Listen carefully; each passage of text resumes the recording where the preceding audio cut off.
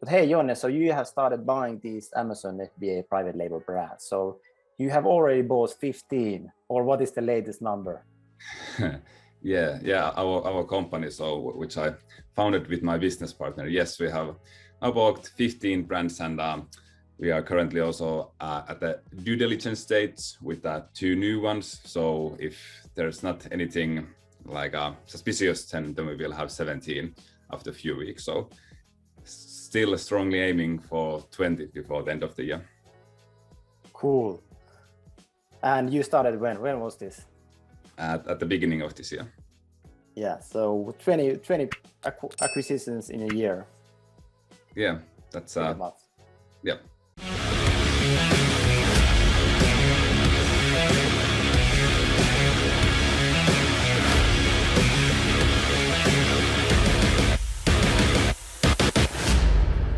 But yeah, so how about you, Jonne, give us some, let us know a bit about your background, like how you got started, and so when was actually your first business?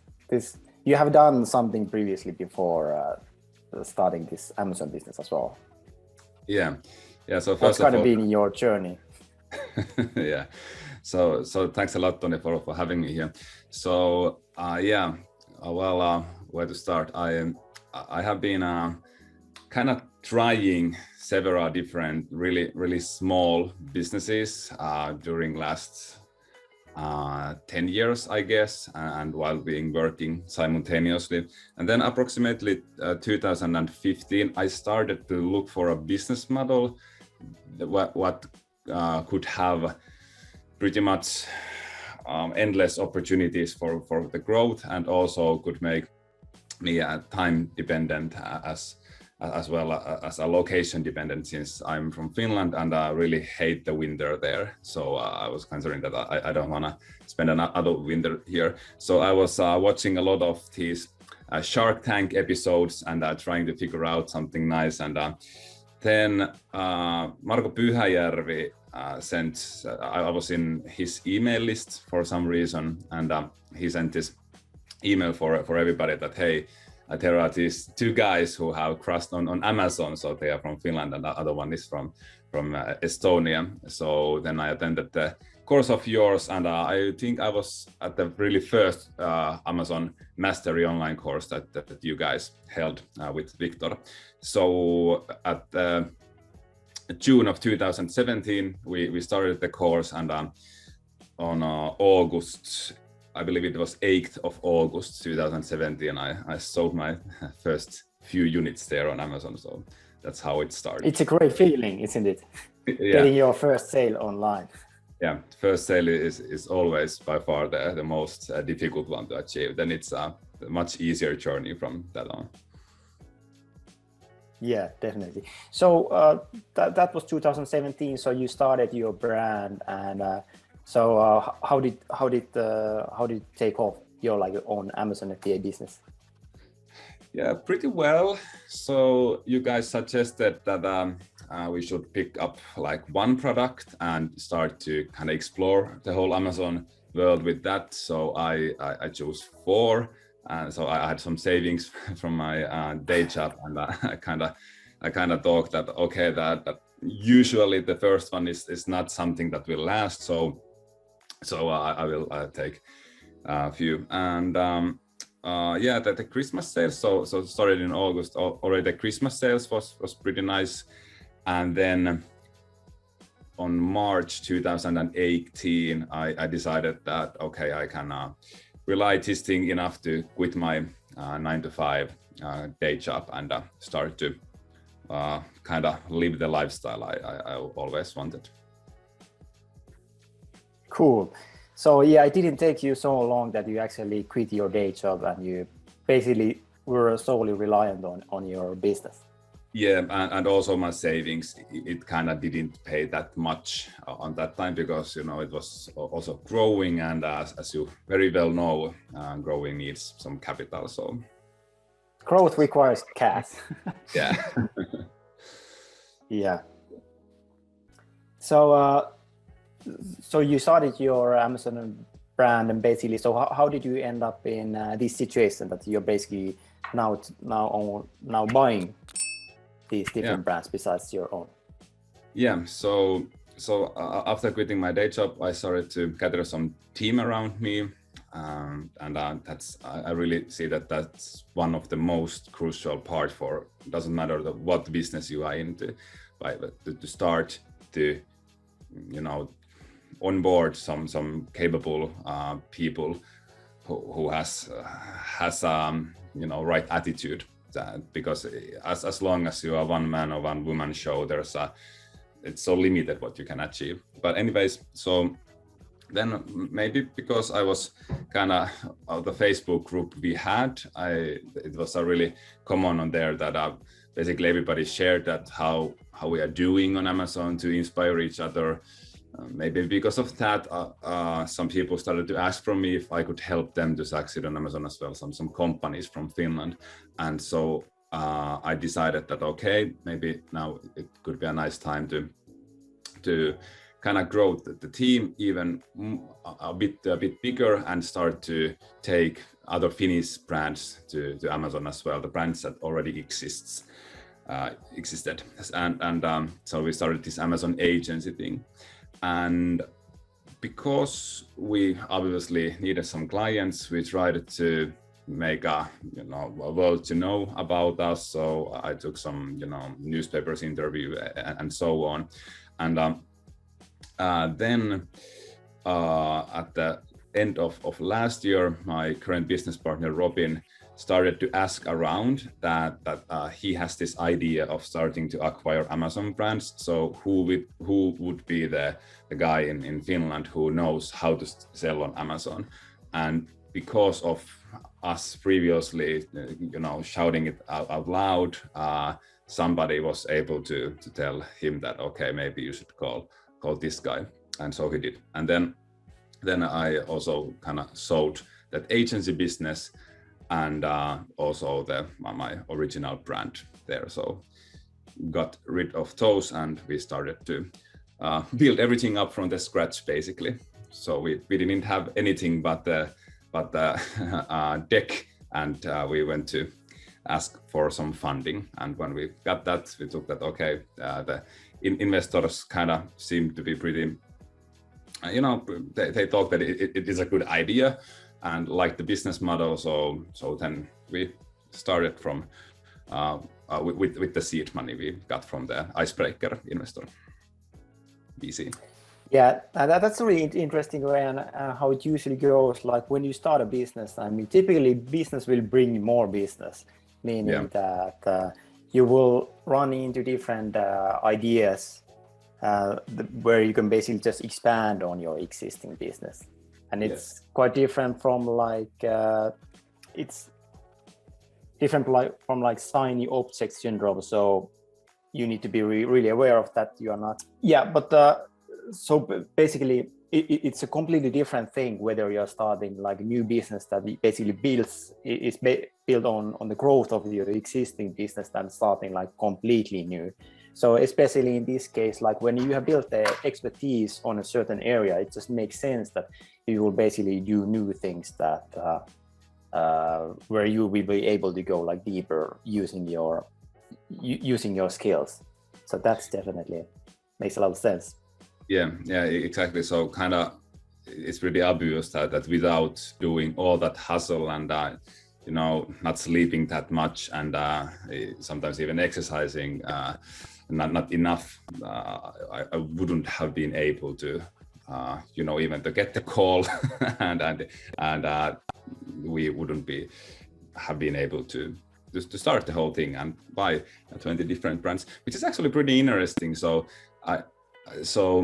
kind of the fact that I have been 4 years on Amazon trying to find the best possible niche to launch a new product for our brand, I mean the previous brand, that kind of have been helping me a lot of now when we are acquiring Amazon brands. So because I have looking for so many brands and so many Amazon listings during these years, it's you don't look the perfect niche anymore, but the perfect brand. So that has helped a lot, and that's also something that we have seen now that really resonates when we talk with the sellers, because quite a few of our competitors are, former bankers or MAA specialists who have the funding, but we actually come kind of from inside the game. And now I believe we have in an eBrands now, I think we have 7 team members who are former kind of my team members from my former company. So we kind of bring the people also to this new venture. So do you still have your own systems and so on? So do you still have your own brands, like your own Amazon FBA brands, or are you more focused on this? Yeah, so yeah, one of my previous companies actually have one brand, but I'm not actively managing that. So we have some people there, but we are targeting to exit that one as well within a few months. So it's kind of no use for me anymore to try to at least to do something myself, since we have capable people of doing that. And was it so that you actually sold some of your brands? Yeah, we had actually 2 brands on my company, and then I was an advisor for a group of people that were selling on Amazon. So I sold that one as well, like as a practice. So it was pretty nice. So I actually sold that independently on Flippa, which is the site that allows to sell your online businesses without a broker. Yeah. So can you tell us more about what kind of team is behind these eBrands? Yeah, sure thing. So basically, we have 3 main areas on the whole eBrands, and first is getting funding, which is crucial for us because we are, buying every other week, buying a new brand. Obviously, we need to fund them somehow. So there's a team that is led by my business partner Robin, and so their focus is to get just secure that we have enough funding, meaning the right balance from the investor money and also the bank money. Some of our competitors I know that they have taken a lot of loan with high interest, and that's kind of not the game we want to be in, since we want to build a real company here that will exist from 10 years from now, not just kind of trying to build up this portfolio and then sell it. So that's the one area. And then kind of next, when we have this funding, we have my team who is concentrated on acquiring the brands. So we will do both, receive a lot of quotations and also reach out brands that seems to be good strategy fit for us. And then we have the whole, numbers guys to take, me checking out the Amazon stuff, and then the numbers guys to do their job. And then obviously that's when we go further with the brands, we need due diligence specialists and migration specialists and so on. And then kind of the next phase is the actual brand management team that has Amazon experts and Shopify experts and PPC experts and sourcing experts, etc. So the actual operational team, and that is led by Erika, who is our Chief Operating Officer, and Erika is actually a former director of Amazon Basics Europe, so the head of the Amazon Basics in Europe. So she knows Amazon from that history. You mean so that's Amazon's own brand, Amazon Basics? Yeah. So is she still working for that, or like previously? No, like a few years ago used to. Now she's full time with us. Yeah. So how many people leading the operational team? So how many people are there, like totally? Something like 40. 40. Yeah. Something like that. Yeah. All right, cool. So can you walk us through a bit more, like what happens like in this whole process? So so you see, or maybe let's take it actually from the beginning, like, okay, how do you find these brands? Yeah, well, let's say that we there's two different ways to have the inbound or outbound, and if we, well, it's pretty similar. It doesn't matter from where the contact comes, but then we start to negotiate with the seller. Let's assume now that he or she is already decided to sell the brand. So then we have a call with the seller, and we have some standard questions, and we want to hear their story, and we want to kind of have the gut feeling of how passionate they are and so on. And then if everything feels right, and obviously we don't have the call if the brand does not match our criteria, but yeah, so if you do, we have the call, and then if we still think that the brand would be something that we would like to have, then we kind of present a non-binding offer for the seller, which means that we will have an exclusivity for 21 days to have the due diligence, meaning to inspect everything that the numbers are as they claimed, and to see the invoices from suppliers and so on. And during the due diligence, it is really common that the numbers change somehow, since usually the sellers are one man or one woman show, so all the numbers are not that accurate, and it is normal. And then maybe we adjust, if we find something, we adjust the numbers a bit, which means that also the deal, meaning the price, will be adjusted a bit. And then, yeah, if and when the due diligence is successful, then we start to migrate the brand for us, usually meaning that transferring the Amazon Seller Central and all other assets like contracts, Shopify, domain, trademark, etc., under our legal entity. And then when that's done, then we start to actually manage the whole thing. So that's briefly how it's done.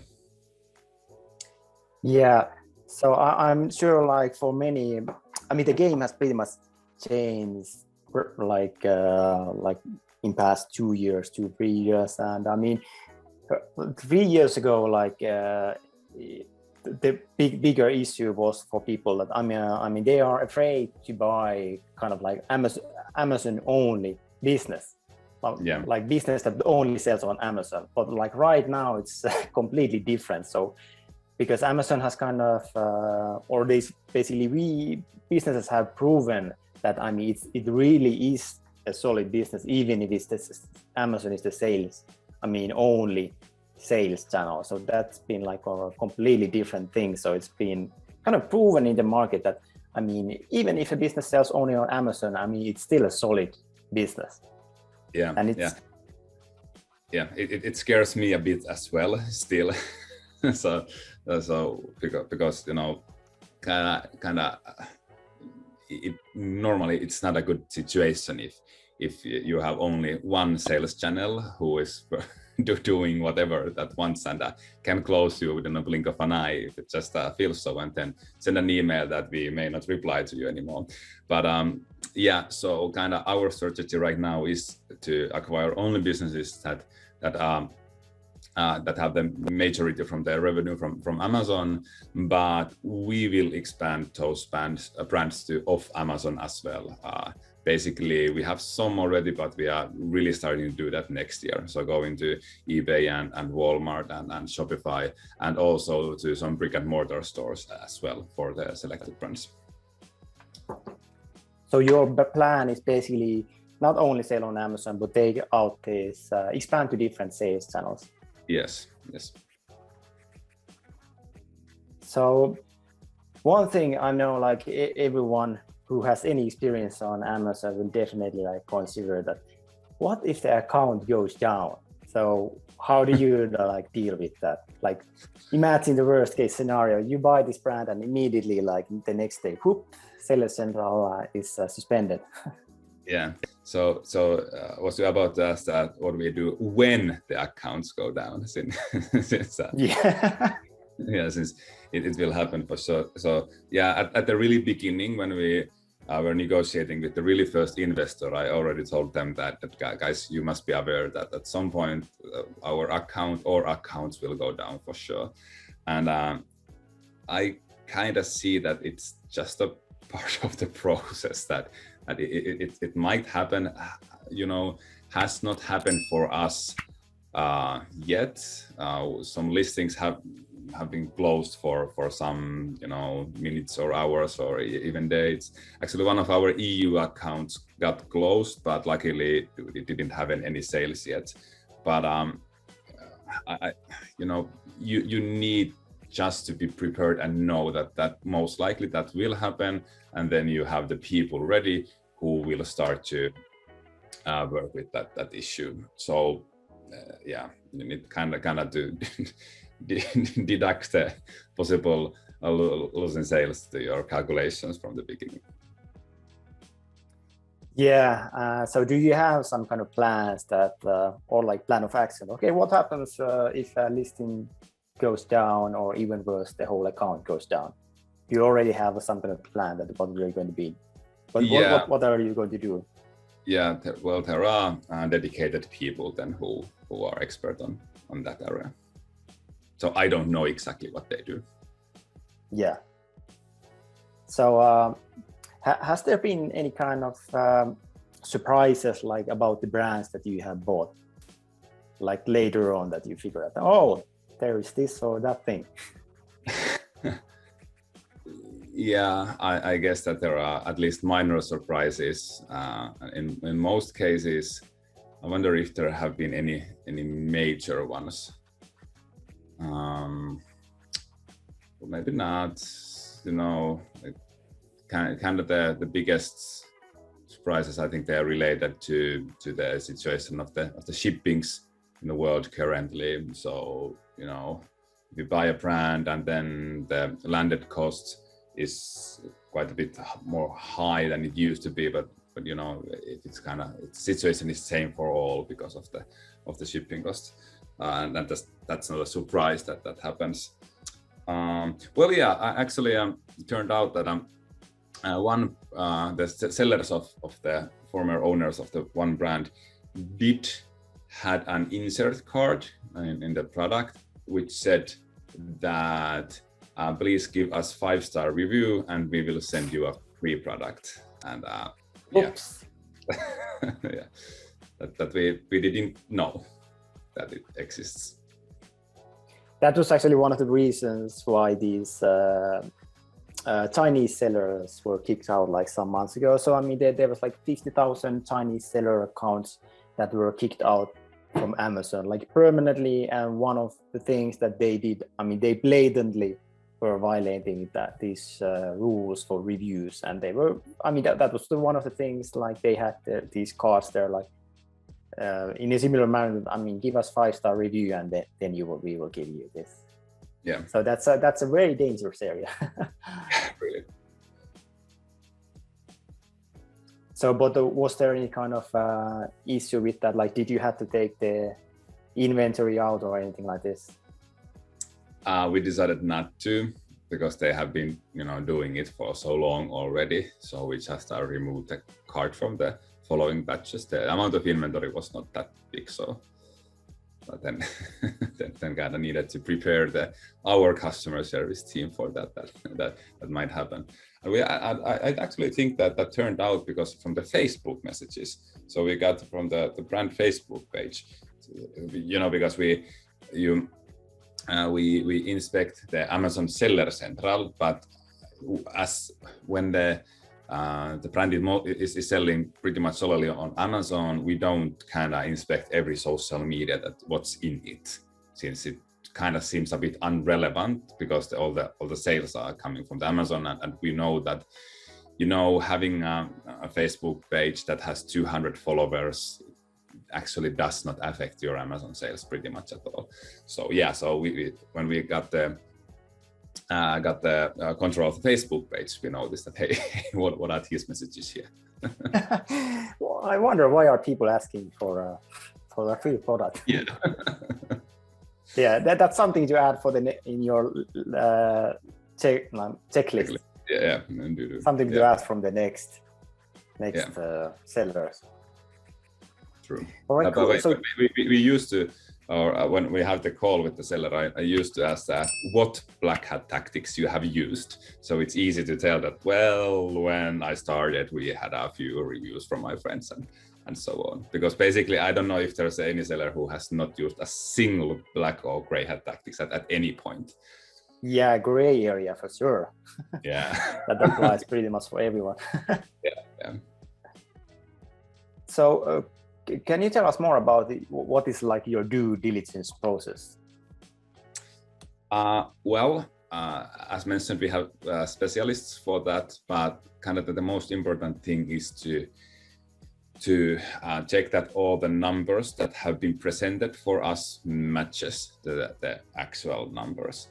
And I have not seen anybody trying to fool us yet, and hopefully will not. I really think that in general, all these sellers are really nice and honest people, but there are things that just individual sellers don't necessarily do, like update the product landed costs according each batch. So maybe there's for example, when I sold one of my brands, I noticed that actually the landed cost was like I don't know, 4 months old or something like that, and it had risen because of the shipping cost. Things like that are pretty common. And then the seller central health needs to be in good condition, but we ask the most crucial questions like the IPI score in the beginning, and then we just need to basically, it's all about checking that everything that has presented for us is actually true, and then we try to find something that we didn't know how to ask beforehand. But it's a 21-day process. So, and now we are speaking about asset deals. So we are only kind of buying the brand and everything that's related to that.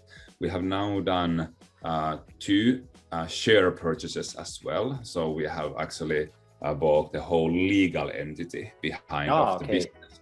And that's much longer process, obviously, because there are so many things. And that's the kind of the main reason is that in UK, the taxation is much better for the seller when you do the share purchase compared to an asset purchase. Okay, so do you mean that you have done it only with like UK entities? Yes, one in UK and one in Finland. Oh, you mean that you already also bought like the whole entity from Finland? Yep. Oh, okay. So that actually brings up a good question. That so does it matter to you like where the legal entity is? Like, does it impact the valuation or anything? Like whether you're buying a European, US, or other places? Well, not from our perspective, not. But if, for example, in Germany, it's a really pain in the butt to do an asset purchase. A share purchase in Germany, because you literally need to sign physical papers and go to the office, because Germany works like that with papers and stamps, etc. So. And the taxation there for the sellers is somehow similar to with the UK.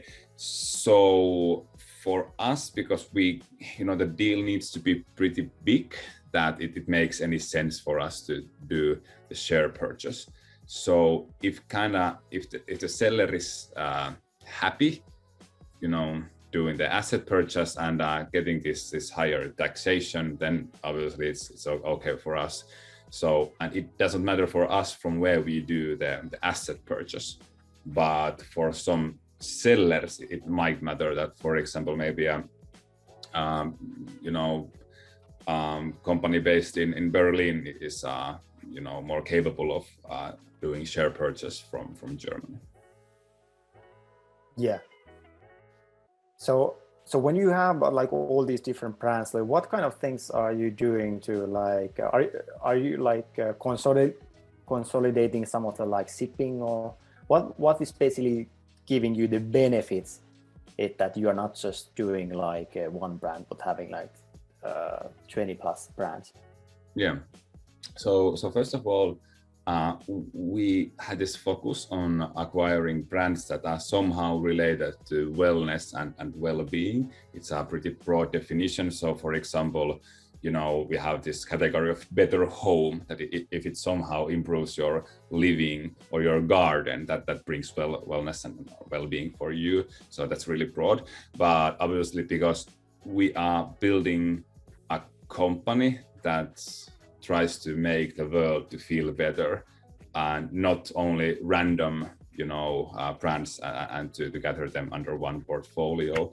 On that perspective, it benefits us to to get brands that are at least somehow related to each other and all under this same topic.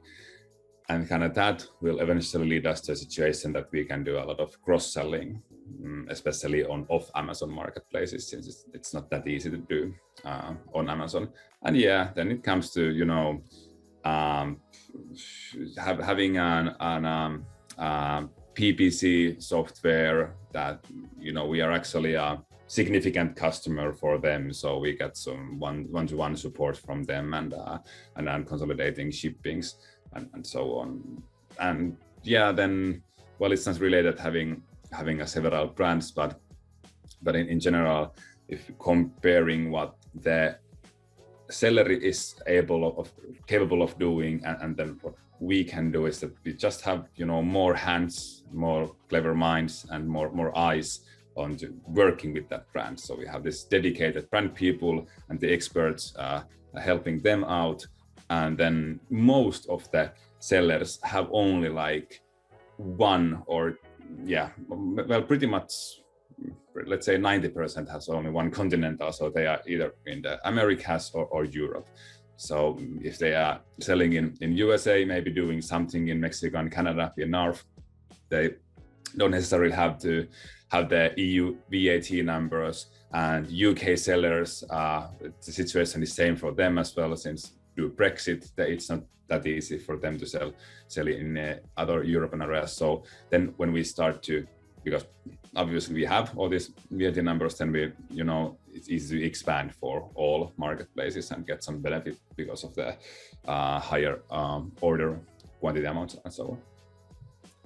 Okay, so that's pretty interesting. So these are sellers who are typically selling only on one main market, so they haven't really expanded that much. Yeah, so it tends to be. Yeah, that basically gives you a really good, pretty simple way how to expand these brands. Just expand the sales channels, then you will naturally get more sales. Yeah, and that's kind of when we speak with the sellers, many of them kind of feel like sorry that I have only been selling in one marketplace and I have not had time to optimize the PPC, which is true, because I know I've been there. We don't have I should have 100 hours on day to do everything. Nobody does not. So, and they feel like sorry, and we are like, actually that's great.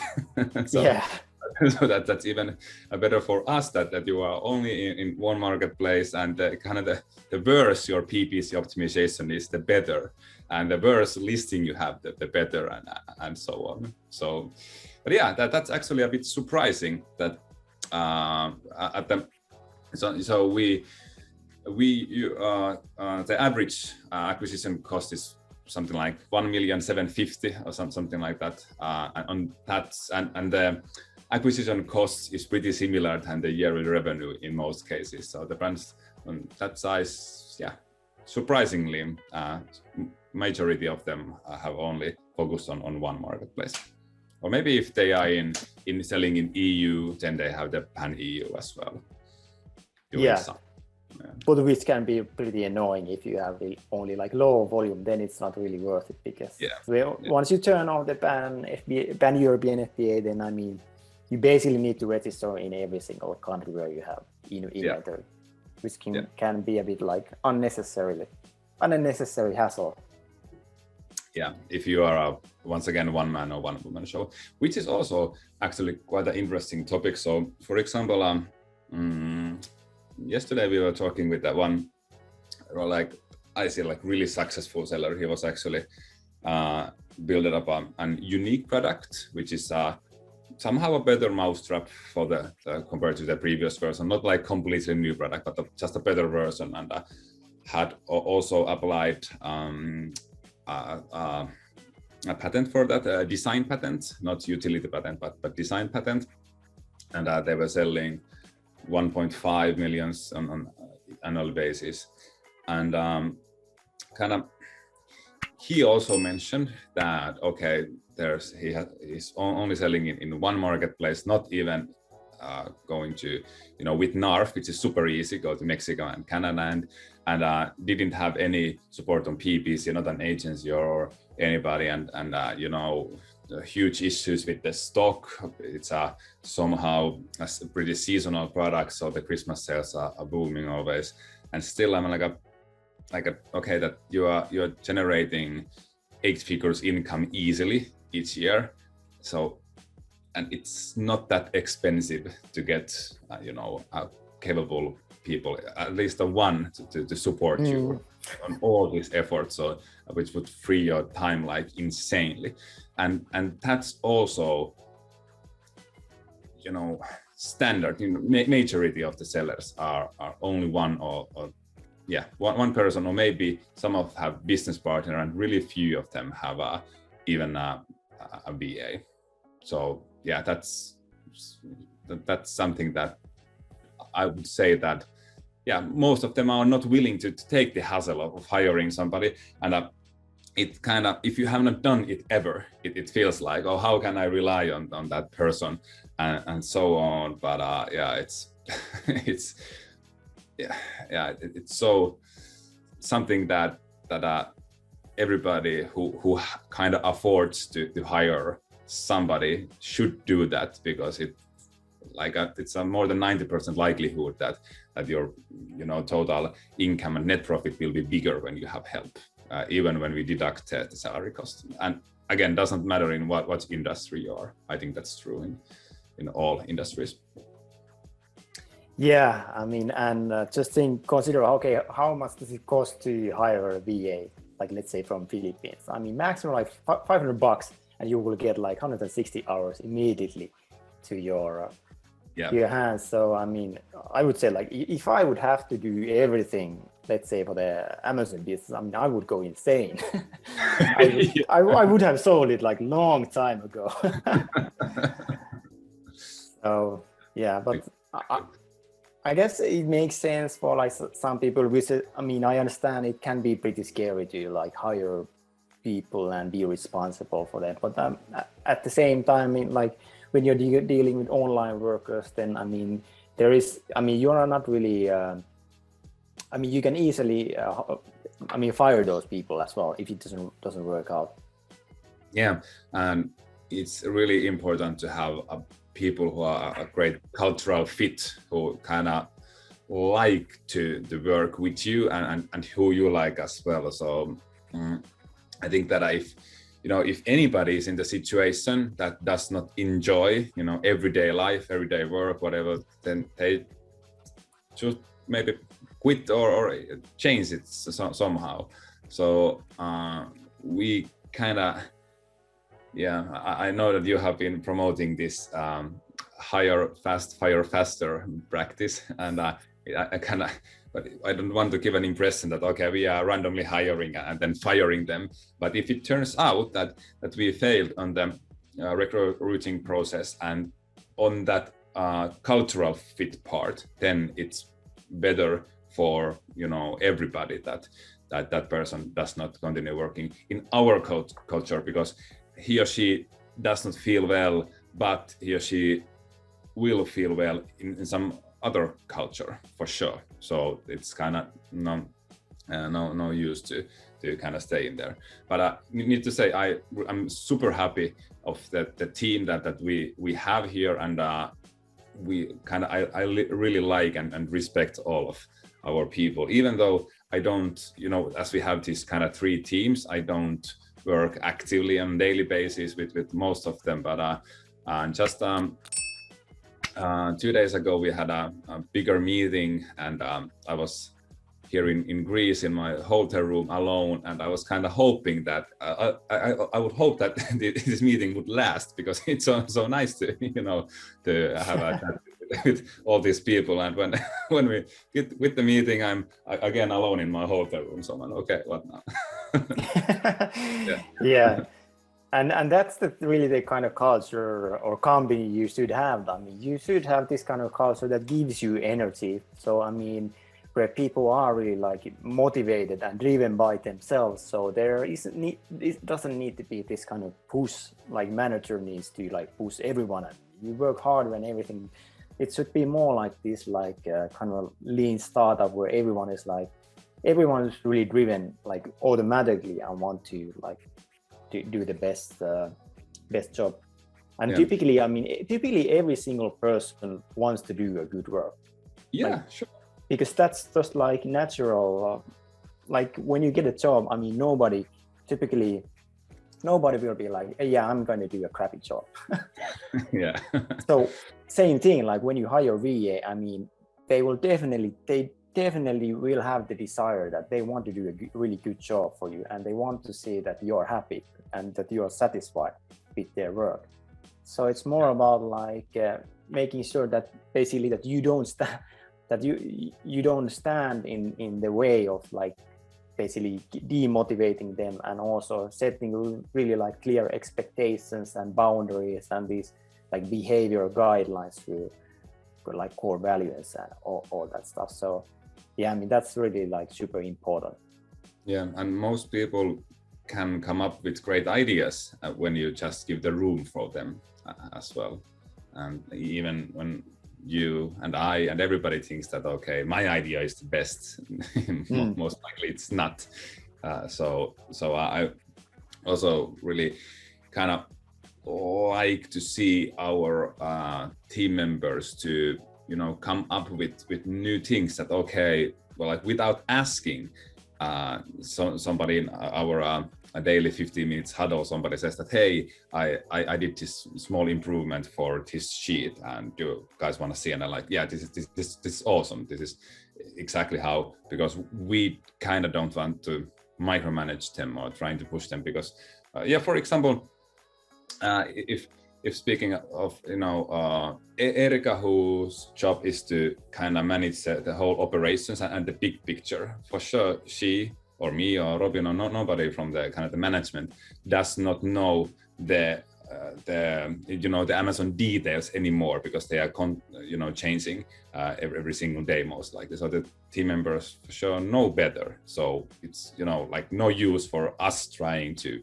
boss them around that, hey, you should do this, because they actually know better.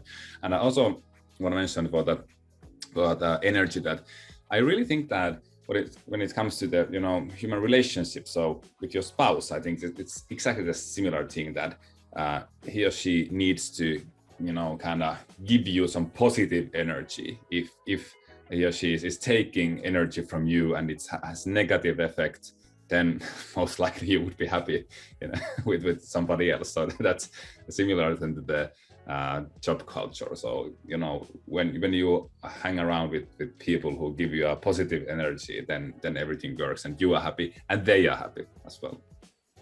Yeah, definitely surround yourself with people who give you energy and not take away your energy. Yeah. But yes, so most of our audience are here like Amazon sellers, so maybe you can let us know that, okay, what do you look from these brands that you're buying? What are the like specific things that you look for? All right. So first of all, of course, the revenue and the net profit. If the revenue is too low, then kind of the cost of managing that brand is not it's not effective. So, and actually even more the profits is important than the revenue, but most likely they go is it typically like 20-30% profit margin, or what kind of profit margins are there? Yeah, I think 20-25, but the one we have now in the DD process actually has 30%. Then I was pretty I was looking forward to get numbers of one certain brand which kind of looks nice from the surface, but then we got the numbers. The profit margin was 1 or 2 on a monthly basis, or percent. So I was like, okay, well, 1 or 2%. Yeah, with 86,000 revenue. Okay. So yeah, on monthly revenues. I mean, so yeah. Well, there's room for optimization for sure. Yeah, quite a bit of room. Yeah, but that's not what we are doing. Yeah. So, and the category is important for us, as mentioned that we are focused on brands that are somehow wellness and well-being related. Also, we happen to look at sustainability and how kind of environmentally friendly the product is. Seems that most players in the space don't do that, but it's important for us. So we don't want to sell disposable plastic, for example, but rather something that lasts and are made from materials that do good for the planet or do not harm the planet. And so that kind of defines if it even can be a fit, if the revenue, profit and profit margin and a category are something that is good for us and suit for our strategy. And then we look a lot of the easiness of the brand management. So as an example, let's say if you have a revenue of 1 million and you have 2 SKUs and both only in USA markets, meaning that both do 500K on an annually basis. Or compare that if you still have that same $1 million revenue, but you have 20 SKUs in 5 different marketplaces, then kind of the brand management is a lot of bigger hassle to do. Okay, some could say that it's more risky to have only 1 or 2 hero SKUs. Yes, it kind of is more risky, but still the less marketplaces and the less amount of SKUs you have, the better, basically. So in our point of view. And then the one crucial thing is strategy for expansion. So is there a room for expansion, or if the brand is something that it's super optimized already, there are 10 people working with that brand and it's optimizing in every marketplace and it's everywhere, then it kind of leaves not that much room for us to actually improve it. So which is great for the seller, but not an ideal situation for us, because our focus is to grow the brand. Okay, so you're also looking for there has to be a room for growth, pretty much. Is that one criteria you have? We have not met a brand yet that do not have brand for room for growth. So yeah, we have criteria for kind of usually there are different ways to grow the brand, and then it's about it of how many rows it ticks, or rather than are they all filled, because hey, like in this size of brands, they are not. I have not seen. I don't know how many brands I have been evaluating. Maybe 200 closely, and then something like 300 not that closely. But still, I haven't seen one brand that is selling under 5 million and does not have room for improvement. Yeah, well, technically there's always room for growth. There's always more stuff that you can do with expansion and whatever. Yeah. But so are you going to like for any of these brands, like are you going to launch any new products, or is it basically that whatever it has, you're going to stick with that, and then you're just going to be basically optimizing and expanding those through? We have launched a lot of variants already. So if the brand is selling something that has a 10-pack, for example, we can launch a 20-pack if we assume that that would kind of eventually bring us more profit in combined the sales that and we will estimate that how many people from the future will now buy this 20-pack, which is a variant, and how many this 10-pack, and so on. So yeah, a lot of variants have been launched already, and we have also new products on a pipeline. I think we have not actually launched one yet, but when we've found an opportunity that fits to a certain brand, then yeah, we do launch new products, but it's a different path, and not that straightforward anymore. But yeah, it can easily go south. yeah, it can even. But yeah, if the niche is good enough, then for sure. But yeah, kind of the variants are a pretty easy way to do that, since then we can have the benefit from the existing reviews. Which is, by the way, one of the acquisition criteria, the amount of reviews. But okay, so is there like certain number or? Well, not a certain number, but it's kind of if the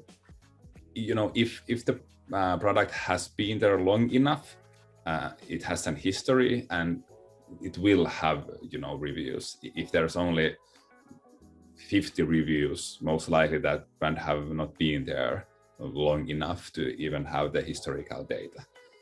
But as a rule of thumb, I'd say that 1,000 plus reviews is something that looks good for us.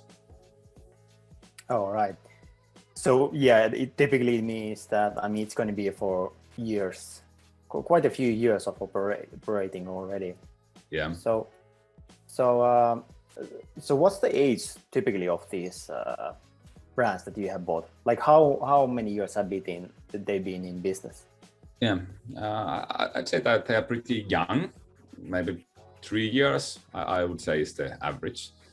So when we're having these introduction calls with the sellers, and then I'm telling that I started in 2017 and had this nice Amazon online course. So have they taken the course 2016, 17, 18, somewhere there when it was a hot topic. So there's many sellers on our audience who are thinking that, okay, do I have something that I could sell right now? So what would you say, like, what are those questions that they should basically ask themselves? Like, do I have this, that, and those kind of things?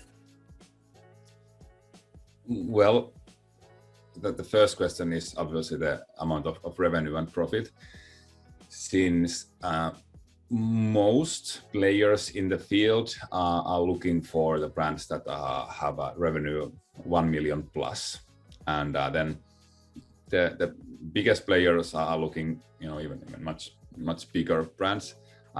We kind of tend to think that if it's generating 10K monthly profit, then it's enough. If there's if you really like the brand, it can be a bit lower. But as it comes to the managing that brand, because we obviously have some labor cost for that. If it doesn't matter how nice the brand is, if there is not an immediate huge growth potential, and it's generating $3,000 on a monthly basis, it kind of it's next to zero for us after the labor cost. So yeah, so the size of the brand is for sure the most crucial thing. And after that, I'd say that just you know, get it. If you think it's big enough, and if you think that there are not like any like super crucial issues, like you out of stock now and we'll have stock back in January or something like that, then just it might be a good time to send quotations and see what players think. And yeah, and then when I don't know how to express in English that ei kysyvä tietä eksy. So if you ask, you won't get lost or something. Yeah, resourceful. That's always asking, keep asking. So how have you been? I mean, have you been able to grow these brands that you have currently acquired? Like what kind of things have you been able to do? Yeah. So by doing this, having a variant, expanding to other marketplaces, optimizing the listing, optimizing the PPC. Actually, the first brand is the really first one is doing like a really awesome results. It has been doing like more than 3 times the bottom line now on a monthly basis that it used to. But I'd say that the average growth is something like 20% or something like that currently. But it also takes a time, since you need to order the new inventory and do a lot of things. So the expansion of the brands and you know, making them bigger does not happen like this. If there's some really easy task to do in listing optimization or PPC optimization, maybe that one. And with one brand actually, which was one of the first ones, we actually quit the whole PPC. Like we just decided that, oh, okay, the PPC is sucking too much money. We get with it, and now it's doing double the profit than it used to do when we acquired it. Revenue is smaller, but profit is double the size. So why not? That's interesting. Yeah, that's really interesting. And it has actually been lasting now for 3-4 months, something like that, pretty steadily. So that's really interesting thing. Yeah. It was also really interesting to hear, like, when you consider like Thrasio, the company, the biggest of these like Amazon aggregators. I mean, they have pretty massive app operations already. I mean, they have so much staff like all over the world and so on. So it was interesting to hear, like, so our student Alvar sold his brand to Thrasio. So I was basically curious to know that, okay, what did Thrasio do to basically grow your listing, grow this brand? And the answer was that, well, they basically didn't do anything else than order more inventory and spend more on ads. Yeah. But even by doing that, I mean, they were able to grow their sales like massively. Being out of stock every now and then is one of the most common problems for the individual sellers. Like it used to be for myself as well, because kind of your Excel sheets are showing that, okay, I should now order this much new inventory, but my bank account looks like this. So I don't wanna. And then you end up ordering not enough, and then you are out of stock at the 15th of December, and I'm like, well played. So and that's like a super common, and you know, it's many times when the brand is growing rapidly, it also comes to the lack of capital for individual sellers, which is like a super normal. Yeah, definitely. I mean, that's one of the biggest kind of restrictions, or I mean, impeding this growth is because, okay, I mean, when we are selling physical products, I mean, we need to pay for those products, and typically we need to pay for those products before we get the sales, before we get funding. So that means that when we are in periods for like last quarter, then I mean, we are going to need to be making like big orders, so that's going to require cash. Yeah. What about like the suppliers of these brands that you have acquired? Like, are they in certain areas? Like, are any of them using the same suppliers?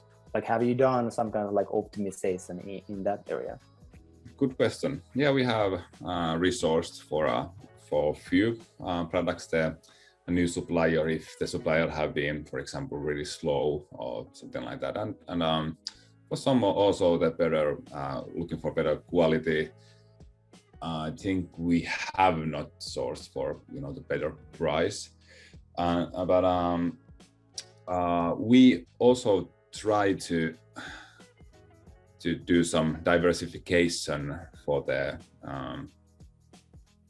from the different areas. So well, yeah, it's normally everybody's sourcing from China. So I would say that maybe one out of three, 1/3 of our brands has manufacturing somewhere else than in China. Quite a few actually have manufacturing in USA, and some has in UK if they're selling there, and some has in Turkey. We have India, we have Mexico, at least those countries.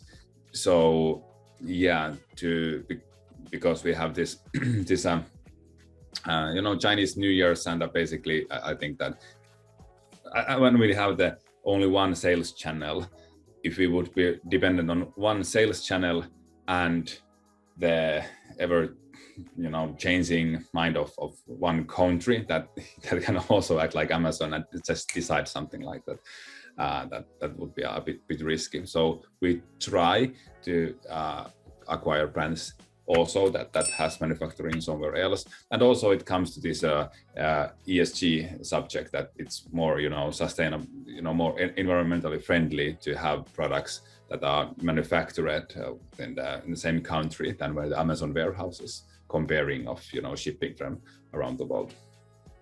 Yeah, for sure. So typically, yeah, it really depends on what the product is, like what material it is. So in many cases, like if you are doing some plastic, then pretty much it's China in many cases. Hey, by the way, have you been using this STAR program by Amazon? Oh no. So, yeah, so this is it's part of this Amazon global shipping. So they started this program called STAR. So it's like this pilot thing where they basically have this upstream storage. So it's currently, so they will take the goods out of China. So currently it's only from China to US, but they are going to be expanding it. But what they basically have is that they have this different storage in US, what they call as upstream storage. So in this pilot program, they will basically take up your goods from China and then send it to this upstream storage. And then from this upstream storage, they will going to basically automatically replenishing your inventory in the fulfillment center. Wow, sounds nice. So, I hope our operational team is using that. Yeah. Yeah, so we started using it, and it's much, first of all, the cost compared to different freight forwarders, it's much less. It was like 70% less.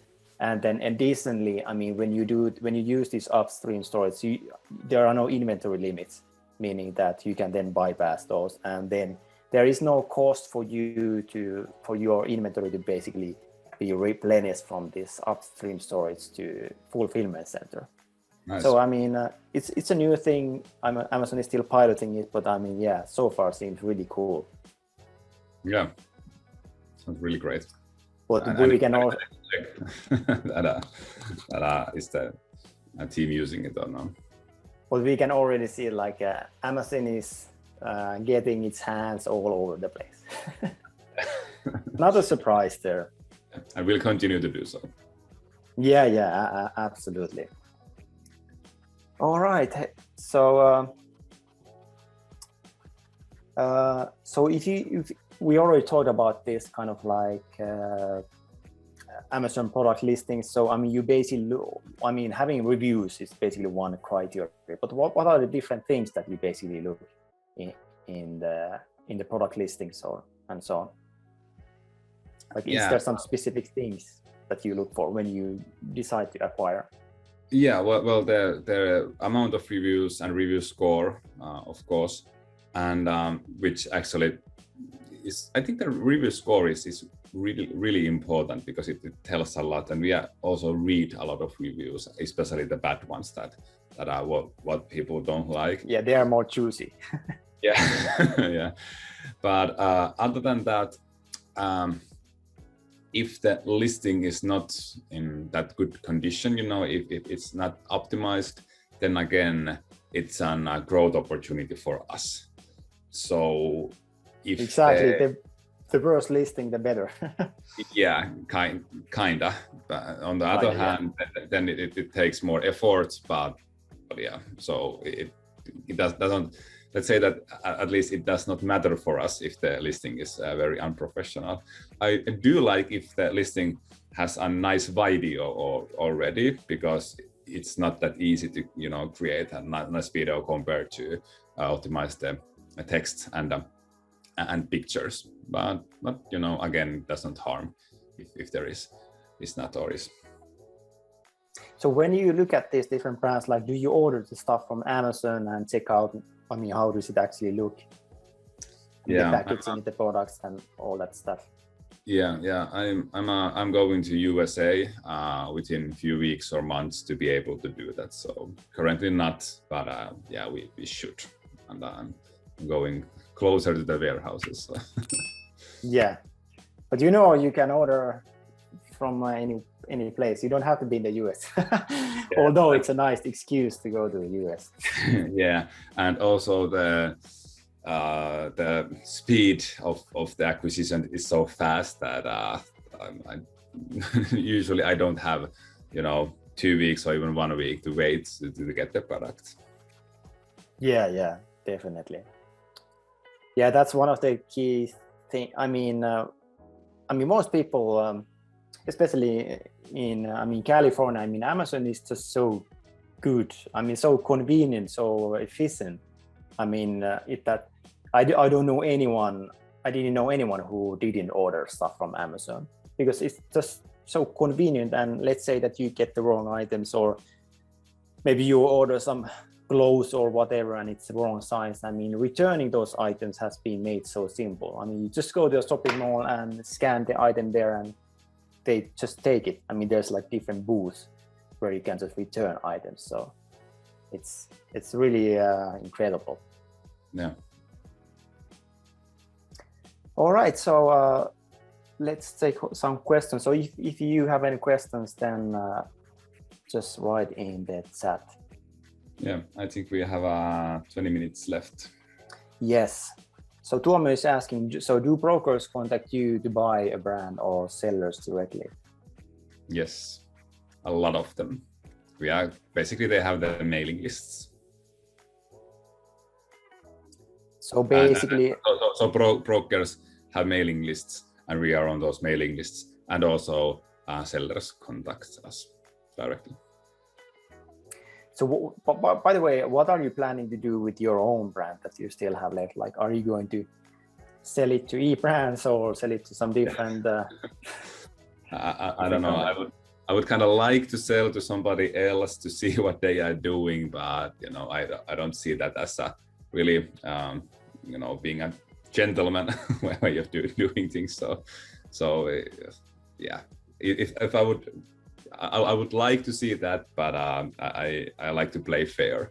So I kind of need to sell it on eBrands or to some individual buyer. But I like that brand a lot, so I don't want to give it to anybody. That's my baby, as all brand owners consider their own brands.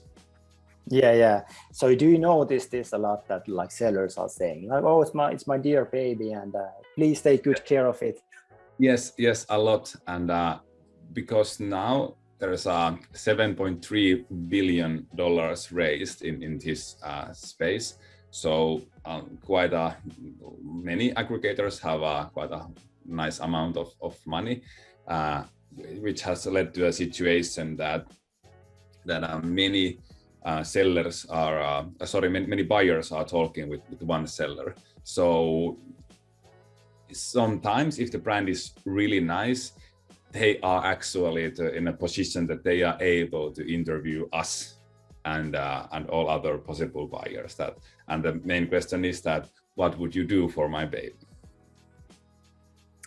Yeah, and one thing is because I know like one of our students, whose name I will not mention, but anyway, he sold his brand, and what happened is that, well, I mean, the buyer did a terrible job in managing it, so the sales actually went down. And typically, because he's going to be paying more, like the better, I mean, the better the sales are, then the better bonus he's going to be getting. So basically, he's really angry with this buyer. So that can happen as well. Yeah, and there are a lot of money in the market as well, as mentioned, who kind of the companies are run by bankers and acquisition specialists and M&A experts. So yeah, then I actually believe that you mentioned that even the biggest player had said that, whoa, this is so hard to manage this.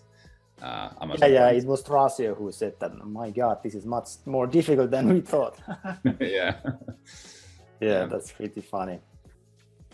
And yeah, I mean, I know one aggregator that it's just like 3 guys, and they had just someone had given them $100 million, and they have no experience whatsoever on Amazon. So it will be interesting to see that how will they actually handle this, because I mean they have pressure from the investors. I mean, start spending the money, start getting results. Yeah. So what kind of deals do you usually do? So first of all, like if I sell my brand to you, then you're going to be paying me certain amount of now, and then there might be some like bonuses afterwards. Yeah, it varies a lot, and we try to construct a deal structure that is kind of optimal for the seller. So we always ask that if the seller has a preferred deal structure of if she or he would like to just maximize the amount of upfront cash, or maybe they would like to have a huge earnout if they really believe that the brand will grow, and so they would be rewarded in the future, or maybe they even want to participate and to growing the brand and have an earnout because of that. So let's say that, but most people obviously would like to have an upfront cash, because almost, well, not everybody, but yeah, almost everybody already has a plan, maybe founding a new business or taking some vacation or something. So they already have a plan what to do for that money. But if there's not, if they don't need the money, then it's an that's a really good situation. If they, for example, this one nice gentleman that we are currently under the due diligence process. He just has lost his nerves with Amazon, and he just wanted to get rid of the brand and forget the whole thing. But he didn't need the money at all. So we were okay that, yeah, maybe this has potential, and so let's construct a model that includes an earnout. So if we are able to grow this, it will reward you even more. And for he still gets a nice amount now, and because he don't kind of need that for anything, that he can easily wait for 1 year and see how it grows. One of the most common structures is that there is let's say that the majority of the value is paid on closing, and then something after 6 months, just to ensure that the seller is willing to, help us out during the migration, and if there some questions pops up, they are willing to help us because they know that, okay, they still have some money there. And then we have this stabilizer element, which is that if the brand that the profit of the brand does not decrease the next 12 months, then a certain amount is released.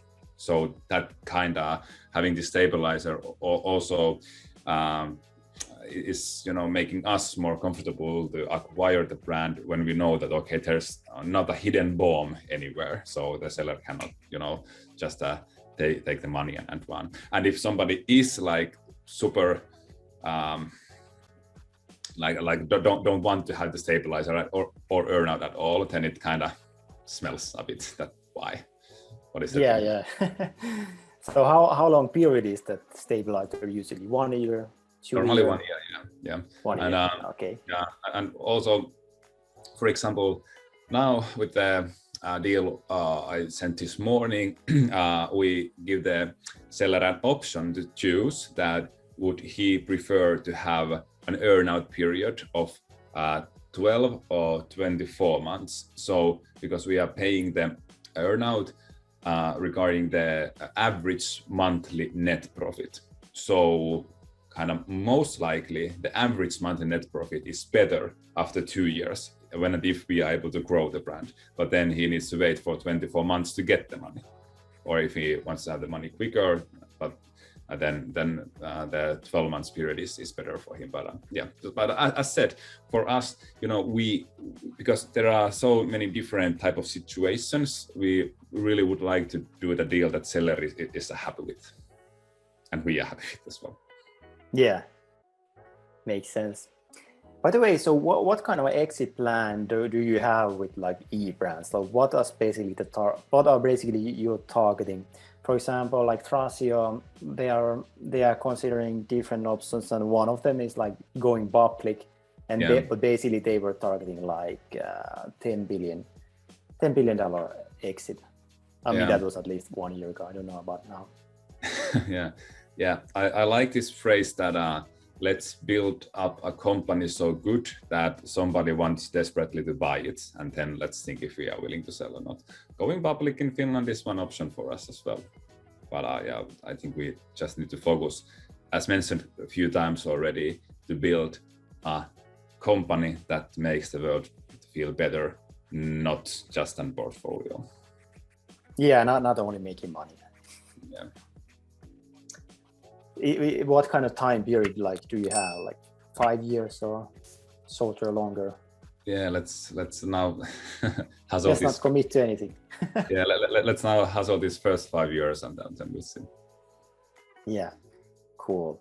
So Henna is asking, what's the one biggest thing what you have done as an entrepreneur that you are at this point?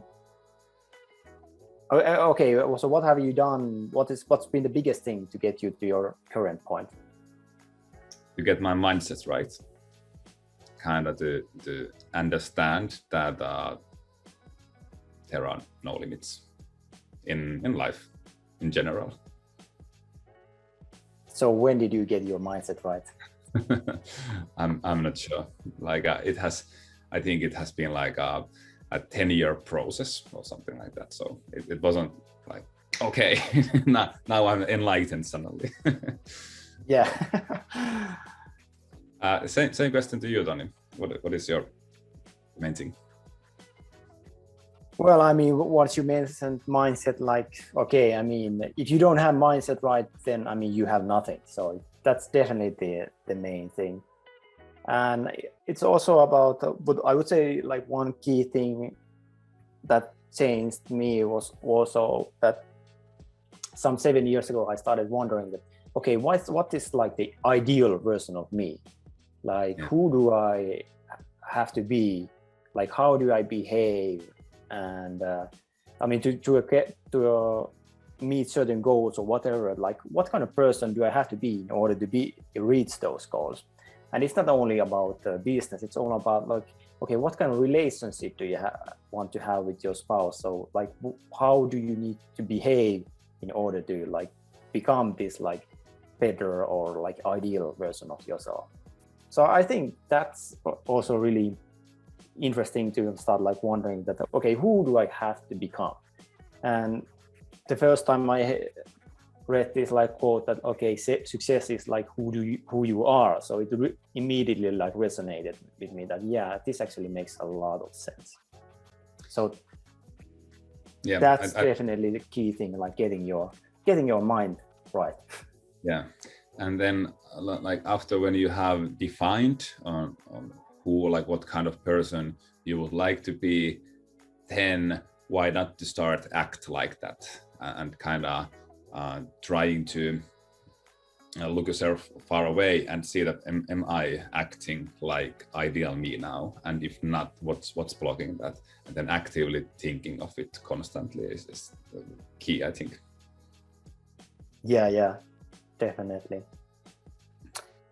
So was there something that we didn't cover regarding like Amazon business? Actually, that's a good question. Like, okay, why should someone sell their business to you and not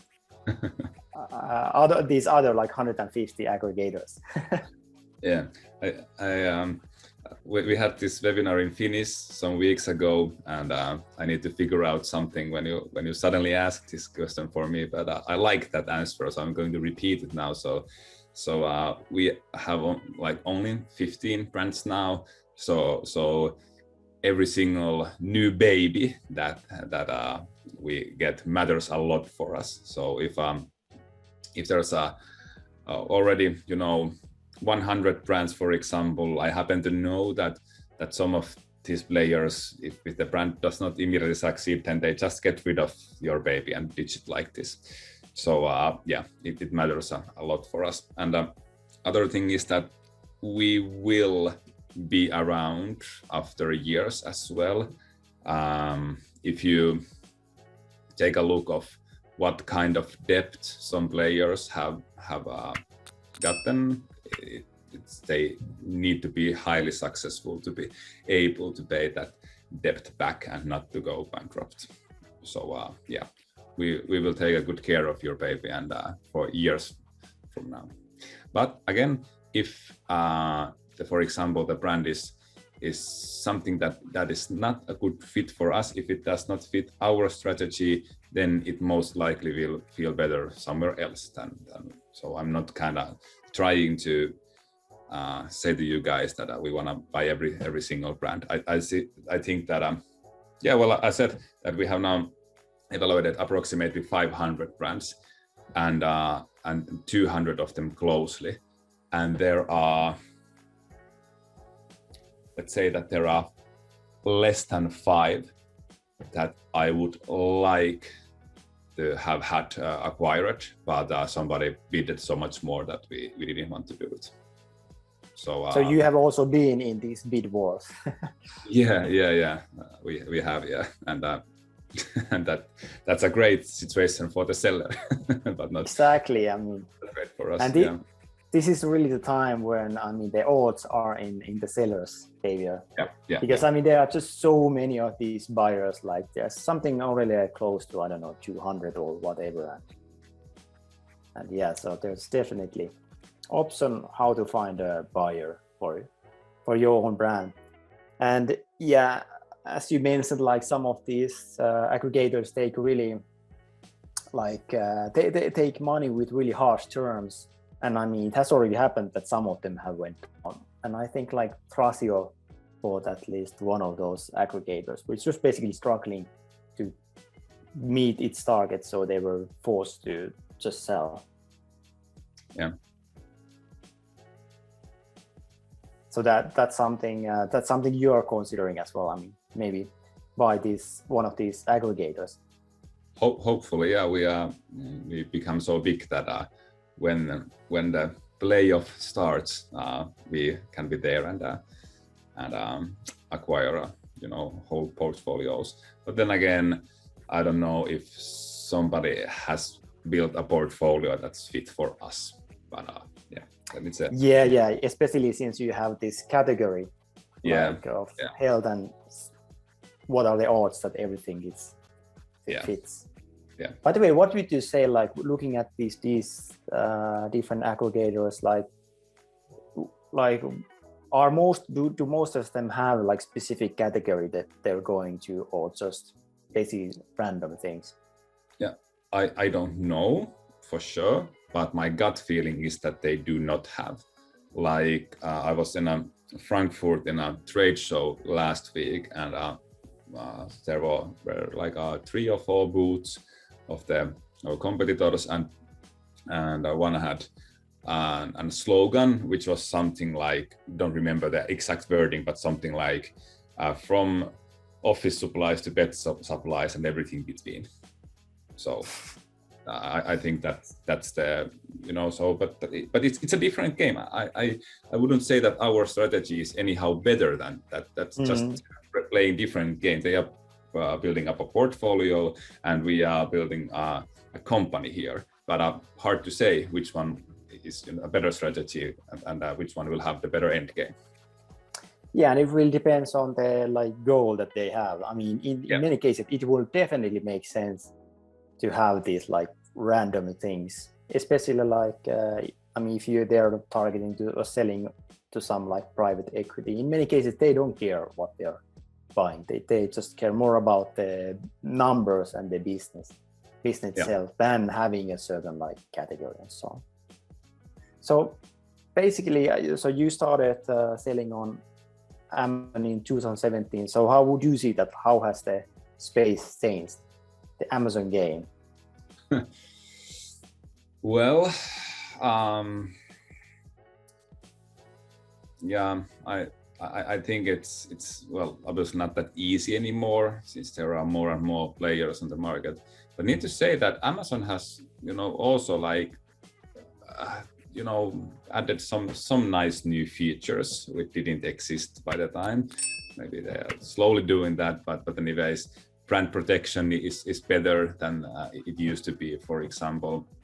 And I think it's changing a lot. Maybe the one kind of worst change for us and all sellers and all aggregators is the inventory limits that there currently are in restock limits, and what's the name of the other one? The quantity limits. Oh, well, the inventory limits.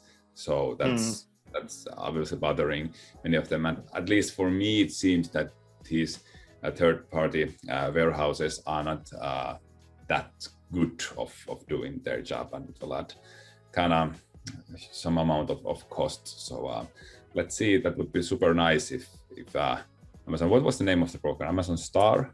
Yeah, it's Amazon Star. So it's basically this. It's a pilot on this Amazon Global Shipping. Yeah. So I don't know why they call it Star, because it's not even. It doesn't even have the same letters. But anyway, it's called this Star, called an upstream storage. Okay. Yeah. So I mean, what would you say? Does it still make sense to sell on Amazon? I don't know. I have a private label business. Yeah, I have not been involved in a product launch for quite a while, but I would guess that yes, if you are able to find a really nice niche, which clearly there is a low supply and at least some demand, and then I would also say that it might be a nice idea to customize the product a bit to make it somehow better, comparing the existing ones. But obviously, if it's your first product, then it does not make any sense to try to customize it, which I believe you guys did when you started. Do I remember correctly? Yeah, we did that mistake. Start customizing immediately. Yeah, and didn't Amazon suspend it or something like that? I don't know. We have had so many suspensions throughout the years. I've already lost count. Yeah. And that's why we have this full-time person whose role is Amazon problem solver. So whenever listing goes inactive, then she goes all in that. Nice. I would hate my life if I would have to do it myself. And most likely she likes it if she's yeah. She loves it. Yeah. And that's yeah. And when it comes to getting new people, that's kind of, I think, exactly the area that you need the most help, the area that you hate. So you need to find somebody there who love doing that, because if you don't, like your life, then the situation is horrible. In this modern world we are living, there's no, I would say that there's no need for anybody to work with something that you actually don't like. Okay, there might be cases if you are horribly sick or something like that, but in general. Yeah, and for example, those cases, I mean, it's pretty straightforward what you need to do. I mean, there's the specific things that you need to start listing and what a plan of action to, and then submit it to Amazon. I mean, it's a straightforward job. So, I mean, why would you as the business owner need to do that? No, I mean, that's basically a waste of your time because it's such a straightforward thing. So, I mean, that's why there needs to be people who basically give you more time and I mean, take care of all this basically simple things. Exactly. All right, cool. So if someone is interested in selling their business to you, then how can they reach you?